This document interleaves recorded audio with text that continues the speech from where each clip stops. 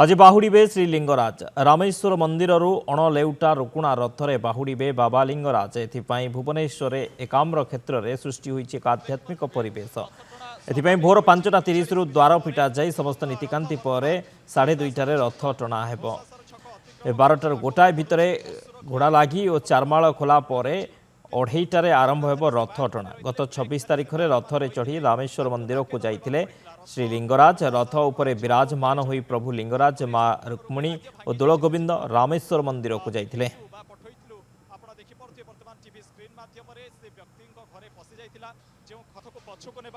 तेज आज बाहुड़े लिंगराज भुवनेश्वर एकाम्र क्षेत्र में सृष्टि होइछि भक्तिमय परिवेश।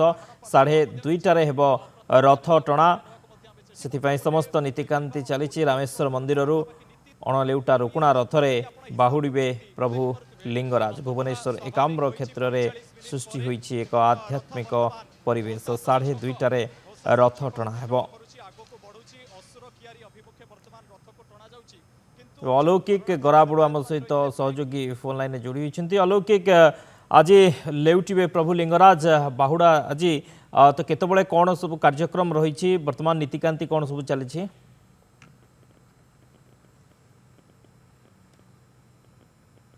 भावे शक्ति आपण को कही रखुछु रुकुणा रथर बाहुड़ा निमंते नीतिकांति सब धार्य करा जायछि। आज श्रीलिंगराज महाप्रभु रामेश्वर लीला शेष करी स्वर्णांचल प्रत्यावर्तन करेंगे। जेहेतु रुकुणा रथ अणलेउटा तार रथ मोड़ न करा जाय केवल सिंहासन सारथी और अश्व को गतकाली परिवर्तन करा जायतिला। आज भोर 5:30 रु प्रथम मंगल आरती होइतिला, अवकाश नीति शेष होइतिला। परवर्ती समय रोष होम पाक कार्य संपादन करा जाय भक्त मानकु साहण मेला दर्शन दिया जायतिला। किंतु बड़ कथा होछि शक्ति जेतेबळे पुरी रथरे आपण जानिथिबे महाप्रभु श्री जगन्नाथ जेतेबळे बाहर को आसंती बाहुड़ा परदिन सुनावेश ता परदिन अधरपणा नीति अनुष्ठित होता है। किंतु महाप्रभु श्री लिंगराज को आज अधरपणा लागि करा जिवो सेथिपई मध्य संपूर्ण प्रस्तुति शेष होइछि। सेवा माने प्रस्तुत रही पूजा पंडा सेवायत ये अधरपणा को लागि करिए। परवर्ती समय जो मैंने भूत पिशाच किंबा जो अतृप्त आत्मा रही निम्ते ये अधरपणा को समर्पित करा जिवो एवं रथ टणा कार्यसूची जहाँ रोची 1:30 रु 2:15 मध्य पहंडी करा जिवो एवं परवर्ती समय 2:30 रु 3टा मध्य रथ टणा कार्य अनुष्ठित हेबो।